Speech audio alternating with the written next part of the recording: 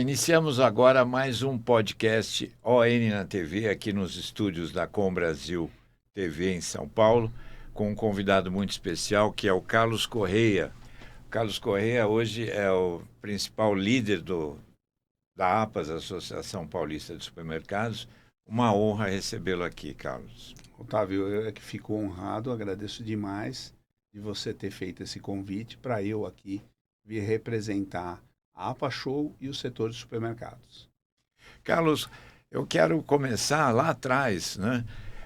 Para conhecer um pouquinho melhor da sua história, de tudo que eu já conheço. Como é que você chegou até a Associação Paulista de Supermercados, Carlos, há 28 anos Otávio, atrás? eu tenho uma atuação muito eclética, né? O meu primeiro trabalho foi em banco. Eu fiquei 6 anos em banco, trabalhava por último na mesa de operações de aplicações financeiras. Então, a partir daí, eu estava me formando em administração e aí eu resolvi que eu gostaria de conhecer produção, porque em banco você não via produção. E eu vi os meus amigos falarem das fábricas e eu dizia, poxa, eu preciso ter uma experiência. E acabei indo para uma pequena indústria. Nessa pequena indústria, eu fui muito mais porque o dono da empresa era um professor da USP. Olha E que... era um professor de controladoria. E aí ele me falou, eu preciso de alguém que faça as coisas. Eu sei o que tem que fazer, mas eu prefiro a vida acadêmica do que a vida empresarial. Olha. E ele se dedicava muito mais à vida acadêmica. E aí, no meu acordo com ele, ele me ensinaria, me daria vazão nas necessidades que a empresa de pequeno porte tinha, e eu aprenderia. Então, eu vi como algo importante naquele meu momento inicial de carreira, né? Como eu comecei muito cedo, eu comecei aos 14, né? Todos nós, né, Carlos?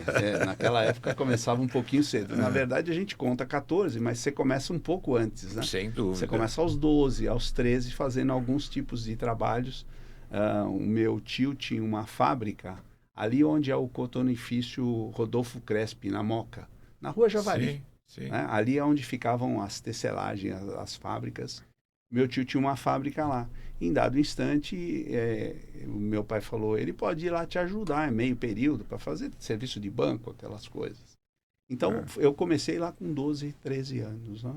E aí, nessa minha passagem pelo banco, fui para a indústria, trabalhei durante, entre 87 e 93, trabalhei em indústria. Primeiro, numa indústria de produtos repetitivos, e eu aprendi a atuar na área de custeio, na área de preços, de formação de preço de venda.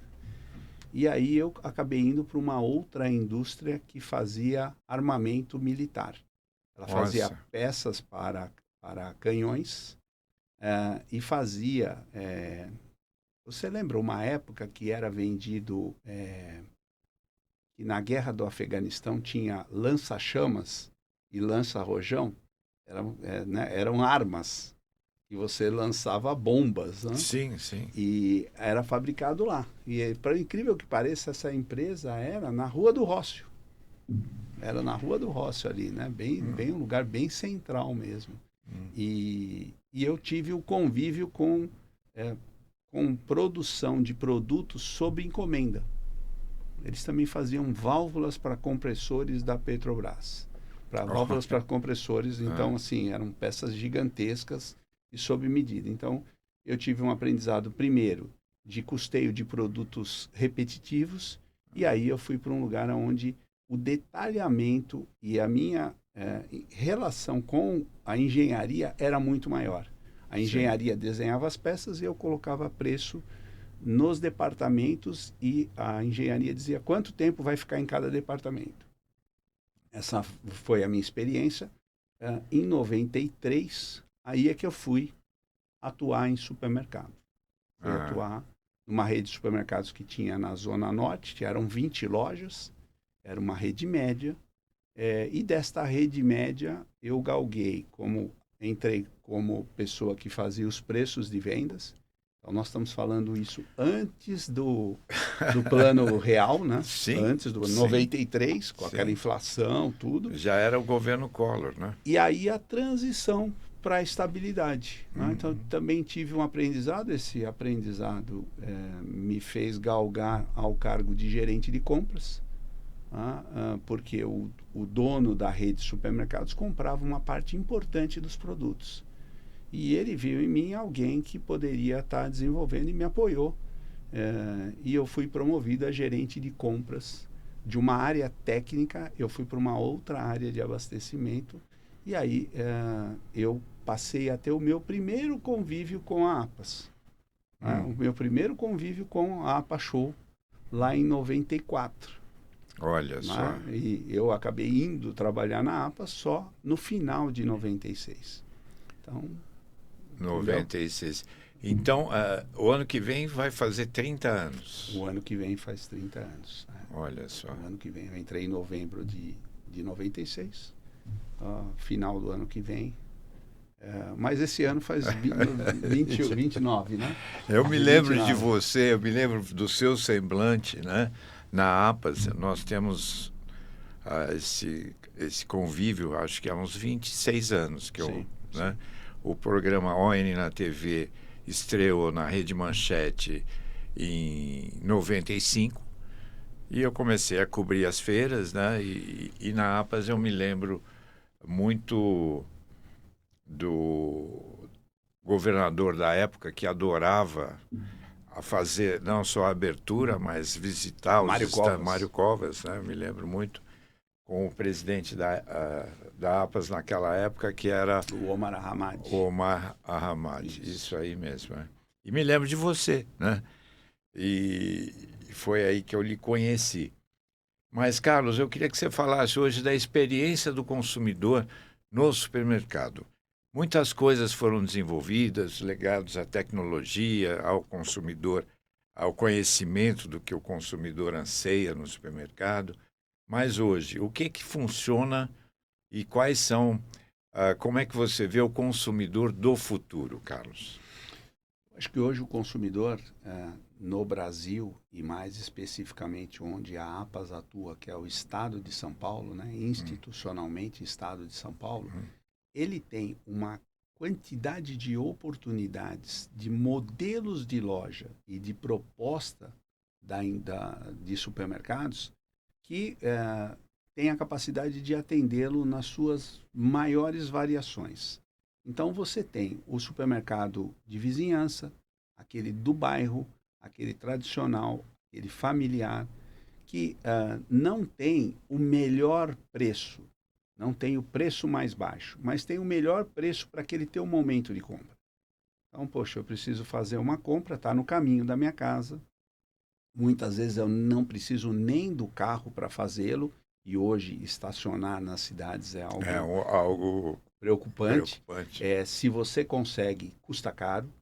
Então, você ter um supermercado como esse te atende naquela tua necessidade imediata e básica.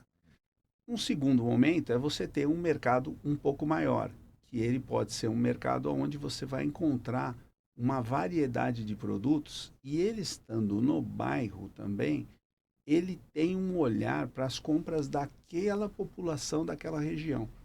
Então, é muito provável que nesse estabelecimento você ache tudo o que você precisa, porque ele foi feito sob medida para você.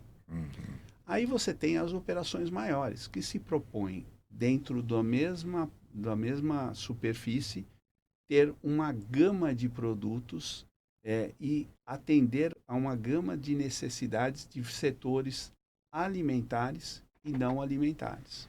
Pequenos comércios também, Também. processadores. Exatamente. Né? O processador a estrutura que eu falei é do hipermercado. Aí você tem uma outra estrutura que é do cash and carry, que a gente chama de atacarejo. O atacarejo, ele se propõe no alimentar a atender os transformadores, o food service, de forma que ele atende o pessoal que faz lanches, as padarias, os restaurantes, e com uma proposta de menos serviço. tá? E de mais proposta de produtos. Mais quantidade, a Mais oferta quantidade com preços. e mais. Com preço Só que mesmo. o que acontece? Estes estabelecimentos também passaram a receber os consumidores finais. Né? Tudo é um círculo que Exatamente, volta novamente a acontecer até nos grandes. E o consumidor final, ele é exigente. Então, se esse supermercado, puxa, ele me atende porque ele tem uns preços aqui legais, ele é grande, então ele compra quantidade. Se ele compra quantidade, ele vai ter mais competitividade na cabeça do consumidor. Só que quando ele chega lá, não tem um açougue. Por que não tem um açougue? Por que não tem uma padaria? Por quê? Porque a proposta daquele estabelecimento é custo reduzido, não na compra do produto tão somente, mas na estrutura do ambiente. Há 4, 5 anos atrás, o atacarejo trabalhava com 10 pontos de despesa menor do que um supermercado ou que um hipermercado. Isso dava uma competitividade para ele muito grande. Hoje, isso reduziu demais. Por quê? Porque o consumidor exigindo, o consumidor quer ser atendido por alguém. Numa área de grande superfície, Você não você tem. não tem. Então, é uma relação entre produto e serviço. E o consumidor, ele vai se adaptando a isso. E aí, com a pandemia, o e-commerce explodiu. Verdade. E as pessoas se sentiram muito poderosas com o e-commerce. Principalmente na geração mais jovem. Sim. É sim, impressionante. Os jovens hoje Sim. fazem supermercado online. Eu vejo isso em casa, por Não, exemplo. demais. E assim, num clique, eles compram as coisas. Né? É que ele não tem que comprar todos os produtos. Por exemplo, ele não tem que comprar produtos de limpeza. Sim. Porque começa a vir para um nível de detalhamento que muitas vezes demora, mesmo você fazer a compra no e-commerce, não é tão rápido. E você fala, puxa, eu pedi esse produto e não tinha.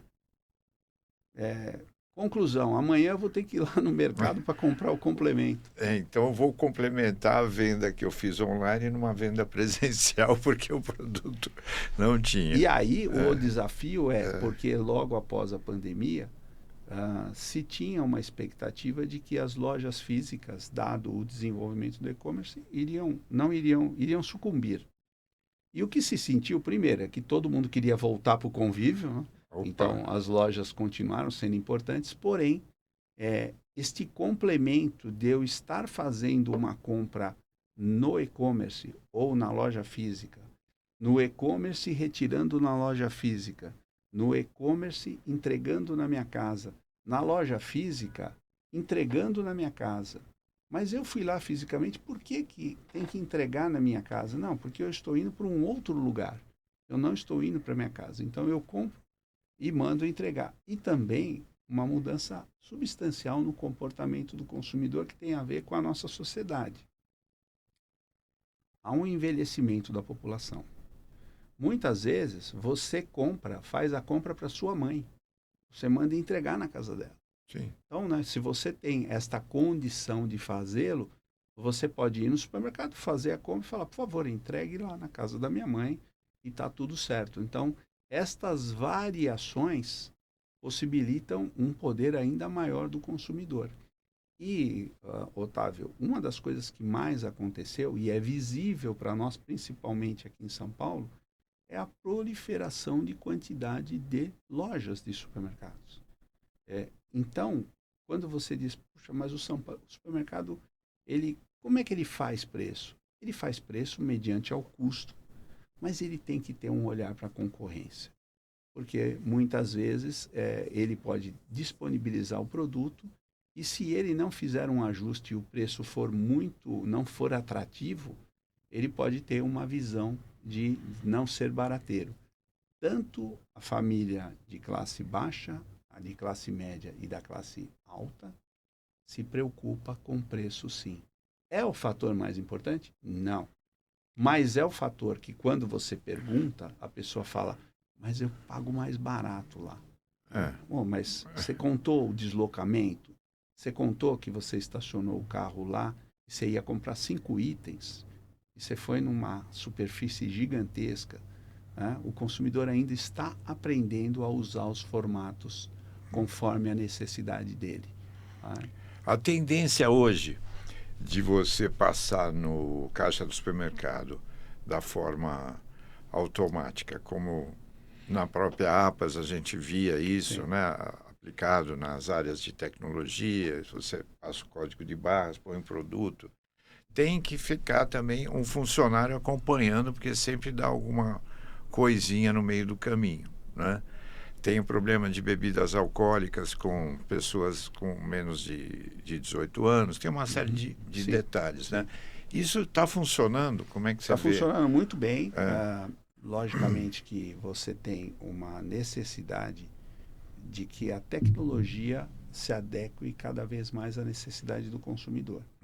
Então, há pessoas que escolhem pela praticidade de você fazer você a tem três, compra. quatro Isso. itens, às vezes. Porém, se você tiver mais de 20, eles até indicam que não faça lá. É, Tá?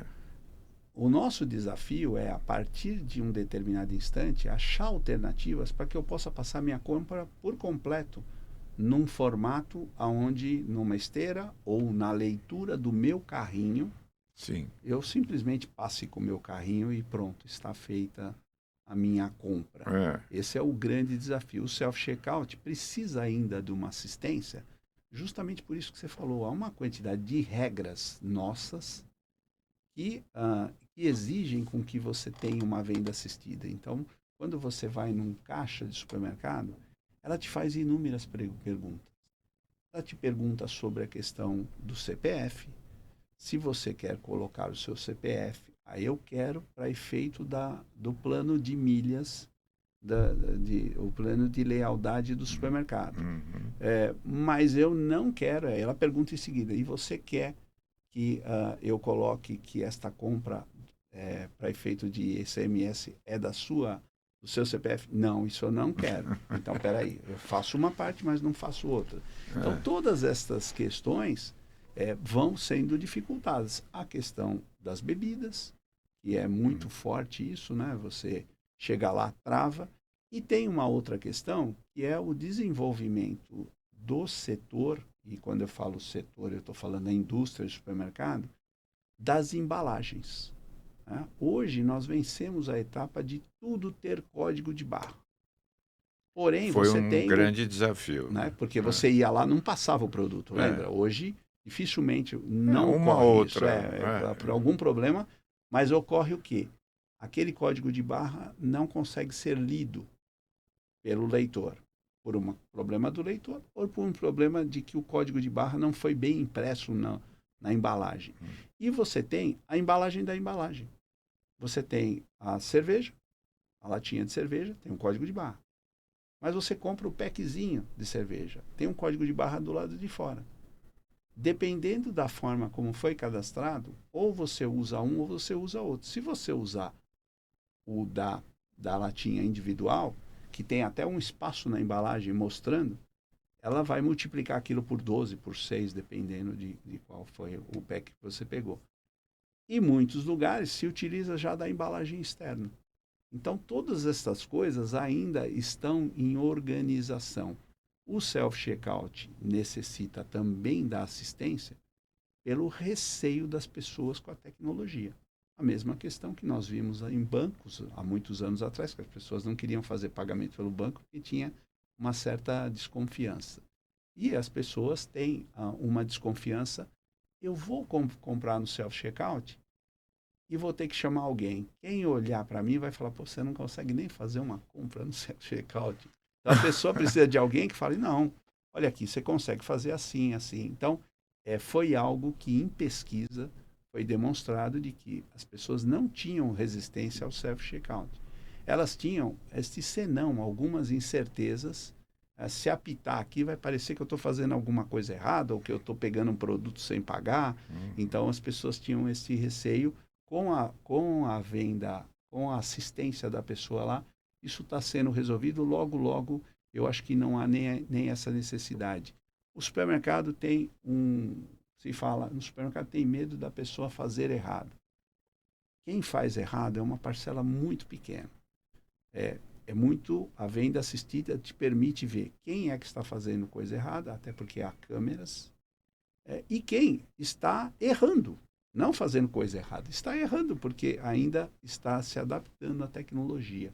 Mas isso é crescente e novos formatos vão surgir. Lá na APA Show a gente vai ver isso. Tá? O melhor dos mundos. Passo com o meu APA carrinho. Show agora, mês de maio, né? 12 a 15 de maio. 12 a 15 de maio no Expo Center Norte, a maior feira de alimentos e bebidas das Américas, né? E a maior feira supermercadista do mundo.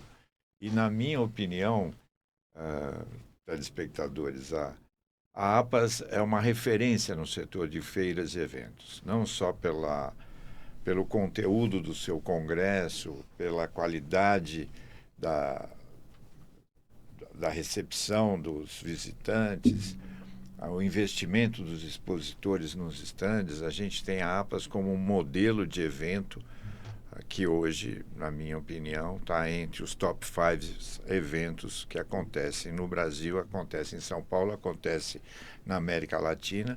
Ela é hoje a maior feira supermercadista do mundo, né, Carlos? Sim. A APA Show, ela tinha um processo muito focado no compra e venda de produtos.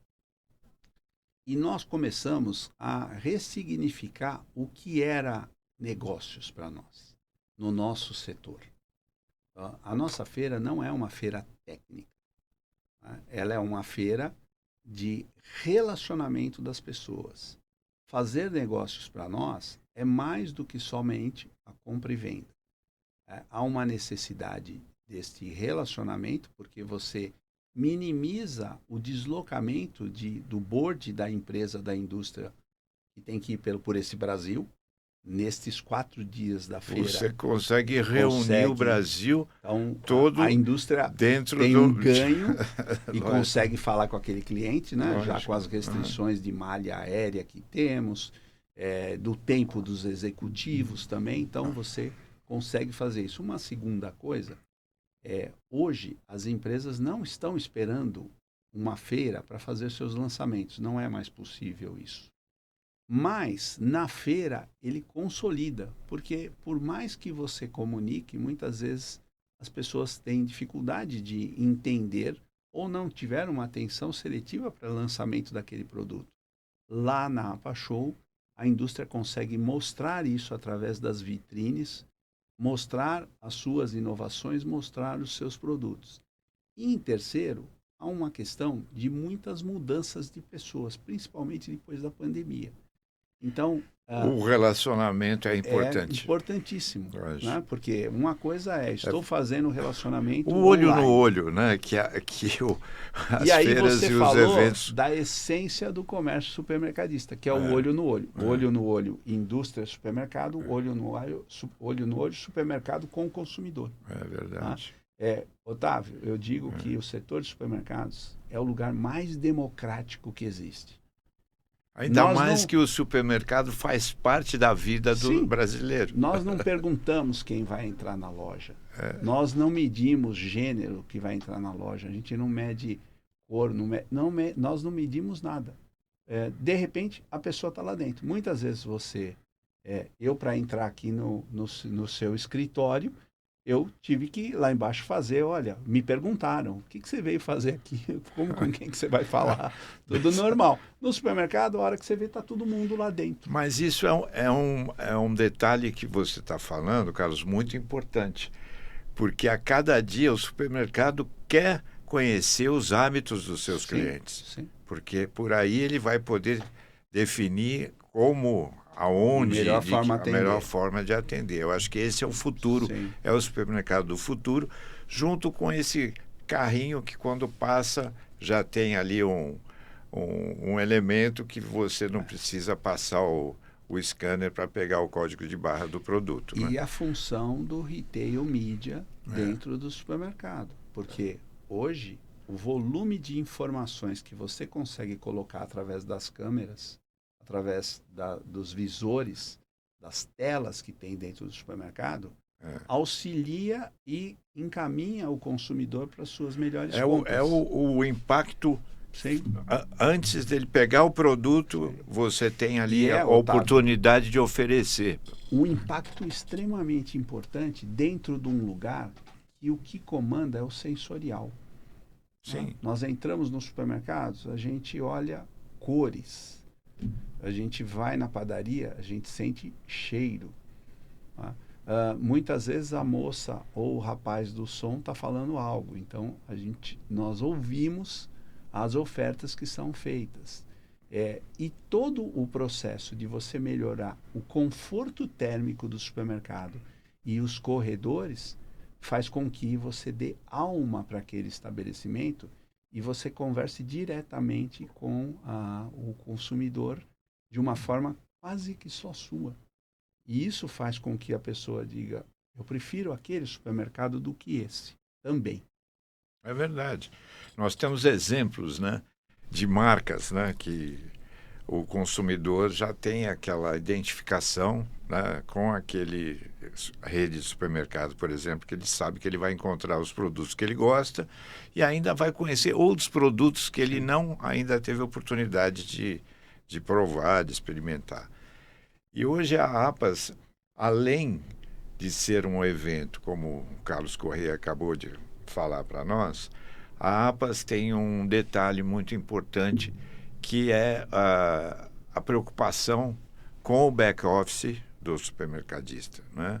De trazer o conceito de ESG, de treinamento, né? De desenvolvimento humano para os trabalhadores do setor, né? Que é uma coisa que vocês já fazem isso há muito tempo. E hoje, trabalhar no supermercado faz parte de muitos brasileiros. Quantos trabalhadores nós temos no estado de São Paulo? Nós temos em torno de 700 mil trabalhadores no estado de São Paulo e quase que 2 milhões no Brasil. Olha só. Isso a gente está dizendo de funcionário que é do supermercado direto. Normalmente você tem as pessoas que fazem as entregas exclusivas para o supermercado e você tem também os funcionários da indústria que ajudam na organização das gôndolas, das prateleiras. E na promoção dos produtos. Então, isso faz com que a gente tenha talvez 2 vezes mais funcionários trabalhando, atuando no setor de supermercados.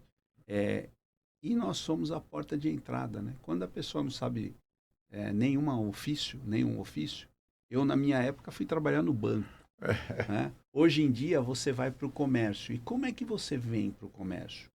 Ou por um outro colaborador que fala, olha, tem o meu primo que pode trabalhar aqui, o meu amigo, ou pelo próprio consumidor que diz, eu tenho um sobrinho, posso mandar onde aqui para ele trabalhar no supermercado? Ele precisa aprender a trabalhar.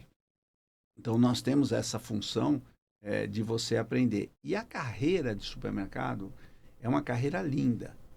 É uma carreira forjada no passado em muito esforço. Porém, hoje, as estruturas de RH das várias empresas brasileiras de supermercados têm uma preocupação com o colaborador, de forma que ele possa fazer uma carreira ali dentro, para que ele possa ter o espaço para poder continuar estudando e, dessa maneira, ele se adaptar ainda melhor e ter um caminho, entender como uma profissão. Otávio, quem trabalha no chão de loja de supermercado adora, porque ele fala, parece que o tempo passa muito rápido aqui. Por quê? Porque você está num trabalho muito ativo, num trabalho onde você não fica fixo num lugar. Né? De repente você olha, o movimento está maior na padaria, o que nós vamos fazer? O que nós podemos fazer para melhorar?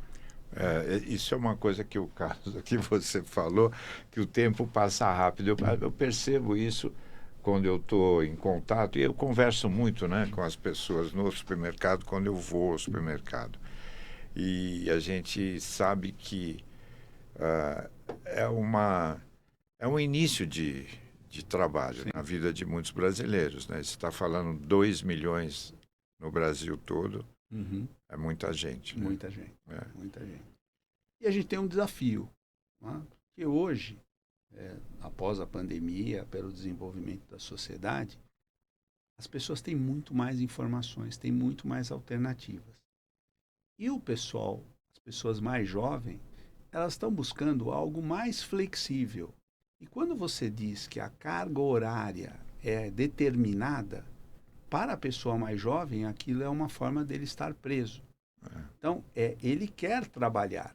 Mas se nós tivéssemos uma legislação mais flexível, talvez ele escolhesse os tempos que ele quer trabalhar.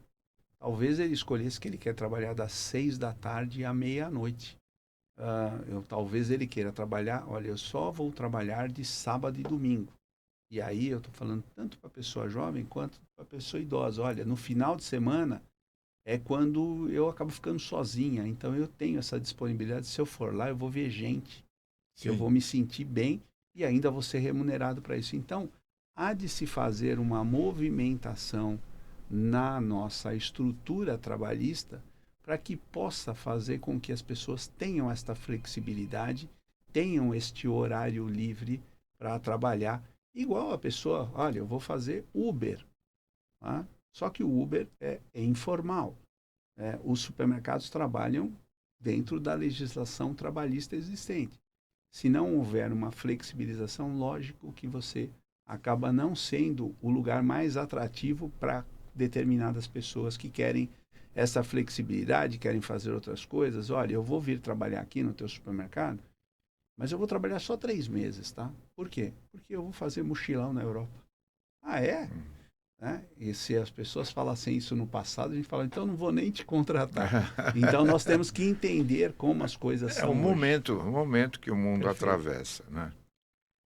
Carlos, os conteúdos dessa edição, essa é a 39ª. Começou em 84, 2 anos não houveram por conta de pandemia. Tá. Né? Estaria sendo a 40ª. Quem são os speakers que vêm para o congresso que você pode nos contar? O tema da feira, justamente de tudo isso que eu falei, né, é uma nova liderança para um novo varejo. Certo? Então nós estamos trazendo o Papa da liderança, que é o Ram Charan. Sim. O Ram Charan, uma referência, já esteve conosco em outros momentos, porém o tema não era liderança. Então o Ram Charan está vindo para fazer este processo. Uma outra pessoa que nós estamos trazendo é o Luciano Huck. O Luciano Huck está vindo falar de empreendedorismo e da capacidade que a educação tem de formar pessoas empreendedoras.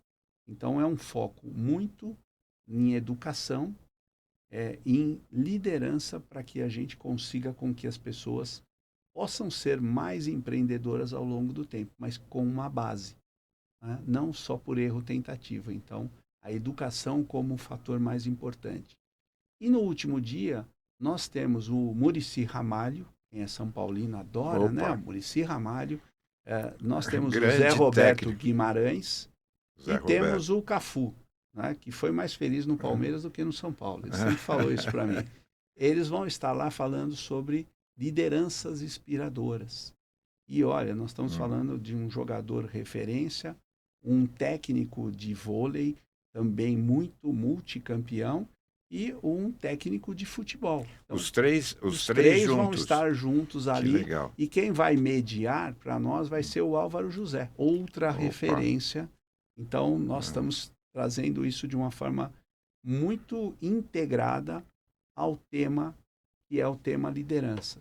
E esse ano, Otávio, nós também estamos fazendo do evento de responsabilidade social algo que a gente possa trabalhar também a liderança. Então, também estamos fazendo uma palestra para que as pessoas tenham isso em mente. Então, pela primeira vez, o tema de responsabilidade social vai estar interligado ao tema do evento, né? Não é só um evento apartado. Tudo isso num processo de integração.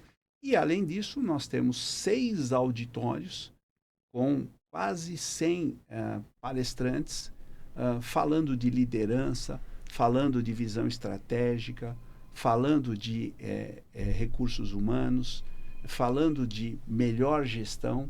Então, todos estes auditórios com vários consultores, profissionais, que trazem o que há de melhor em tendências e inovação e as melhores práticas do setor supermercadista. Na totalidade do Expo Center Norte, de 12 a 15 de maio, a APAS Show, que é um dos eventos principais do setor de eventos B2B, né, a APAS, nós vamos estar lá, com certeza. Eu quero agradecer aqui a sua participação no nosso podcast ON na TV, Carlos Corrêa. E espero poder voltar com você também para a gente poder falar de todas as atividades da Associação Paulista de Supermercados, porque hoje vocês estão abraçando o estado de São Paulo também, com as aptidões e as vocações regionais de cada uma das regiões do nosso estado e produzindo eventos regionais, né, onde vocês têm aí tido muito conhecimento, como se fosse uma grande incubadora para os expositores poderem vir também à APAS Show aqui em São Paulo. É perfeito isso, Otávio, porque o evento Experience é um evento que tem tudo a ver com maior oferta de produtos nos supermercados. Sem dúvida. Havendo mais fornecedores para o supermercadista ofertar produto para o consumidor, a gente vai atender ainda melhor o consumidor. E nestes eventos Experience, a gente busca as empresas locais. Sim. Porque nós concluímos que a APAS Show é uma grande feira de marcas. E ela, como você falou, está sendo ocupado todo o Center Norte, e eu complemento. Nós estamos ocupando além da exposição, porque estamos fazendo as tendas adicionais. É o que tem acontecido nas feiras principais hoje, quando a gente vai aos pavilhões e centros de convenções. E acho que foi a APAS que iniciou esse processo há uns anos atrás, e estaremos lá junto com você e com toda a equipe da Associação Paulista de Supermercados. Carlos Corrêa, muito obrigado por estar conosco aqui. Muito obrigado a você, porque você também nos ajuda a fazer a APAS Show. Você faz parte desse ecossistema. Estaremos lá. Muito obrigado pela sua participação. Obrigado.